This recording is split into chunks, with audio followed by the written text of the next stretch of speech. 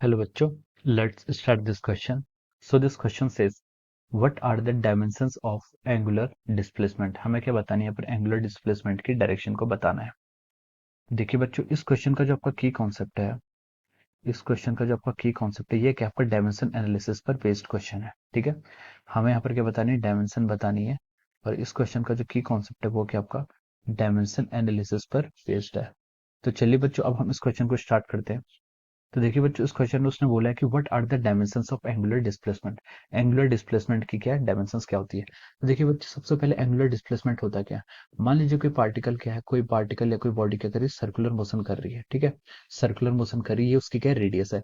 तो देखिए at time t equal to zero पर वो पार्टिकल यहाँ पर है. ठीक है, ये बॉडी यहाँ पर है.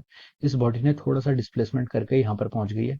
और ये हमने बोल दिया क्या, टी प्लस डी टी. ठीक है, टी प्लस डी टी हो जाएगा. ठीक है, तो देखिए ठीक, हाँ, ये टी प्लस डी टी पर आपकी यहाँ पर आ चुकी है. ठीक है, पहले टी इक्वल टू जीरो यहाँ थी, फिर यहाँ आ गई है.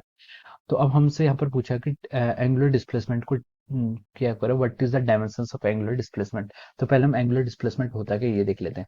तो देखिए जो डी टी टाइम इंटरवल है, टी इजिकल टू टी पर ही, सॉरी यहाँ पर थी, और टी इजिकल टू और time T plus D T, यानी कि डी टी टाइम इंटरवल के बीच में इसने यहाँ से यहाँ तक का इतना डिस्टेंस क्या कर लिया, ट्रेवल कर लिया है. और हम ये एज्यूम करें कि जो टाइम आपका डी टी है, ये टाइम इंटरवल क्या है, बहुत ही इनफाइनेटसिमल स्मॉल है. ठीक है, तो ये एंगल जो यहाँ पर ट्रेवर्स होता है, ठीक है, तो ये एंगल मान लीजिए आपका डी थीटा एंगल है. तो इस डी थीटा एंगल को हम यहाँ पर क्या लिख सकते हैं, हमें पता होता है कि ये जो एंगल डी थीटा होता है, इसको हम लिख सकते हैं लेंथ डिवाइड बाई आर. ठीक है, ये लेंथ जिसने इसने ट्रेवल किया. ठीक है, मान लीजिए ये पॉइंट आपका ए है, ये पॉइंट बी है, तो हम इसको लिख सकते हैं A B divide by R. R क्या होता है आपका रेडियस. रेडियस मान लीजिए इसकी कितनी, स्मॉल आर, तो ये आर है. ठीक है, अब ये लेंथ ए बी को हम क्या बोल सकते हैं, आर्क लेंथ बोल सकते हैं, या फिर इसको हम ए बी आर्क लेंथ को ऐसे डिनोट करते हैं, डिवाइड बाई आर. ठीक है, तो देखिए ये भी लेंथ है आपकी, ये भी आपकी लेंथ है, तो ये क्या हो जाती है, दोनों दोनों क्या है, लेंथ है. तो लेंथ से इसकी कोई भी डायमेंशन नहीं रहती है. ठीक है, तो इसकी ये भी लेंथ है, ये भी लेंथ है, इसकी डायमेंशन लेंथ की है, इसकी डायमेंशन लेंथ की, तो ये आपका क्या हो जाता है, डायमेंशन लेस हो जाता है. ठीक है, तो इसकी डायमेंशन क्या होती है, this is a dimensionless quantity. तो हमसे यही पूछा गया था कि what are the dimensions of angular displacement.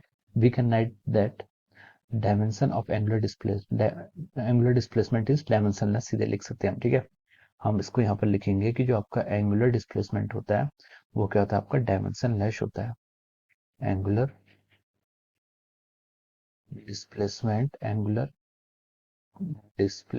Is dimension less.